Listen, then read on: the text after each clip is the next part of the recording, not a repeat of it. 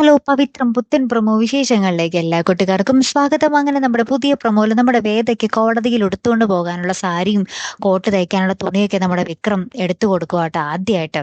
അപ്പൊ നമ്മുടെ വേദ ഇങ്ങനെ ഭയങ്കര ഹാപ്പി ആയിട്ട് ഇങ്ങനെ ഇരിക്കുന്നുണ്ട്. അപ്പൊ വേദ പറയുന്നുണ്ട് പകരത്തിന് പകരമാണോ എന്നൊക്കെ ചോദിക്കുമ്പോൾ നമ്മുടെ വിക്രം പറയുന്നുണ്ട് ഏയ് അങ്ങനൊന്നും അല്ല, ഞാനിത് പണ്ടേ എടുത്തു തരണമെന്ന് വിചാരിച്ചിരിക്കുകയായിരുന്നു എന്നൊക്കെ ഇങ്ങനെ പറഞ്ഞ് ഭയങ്കര ഹാപ്പി ആയിട്ട് പോവുകയാണ്.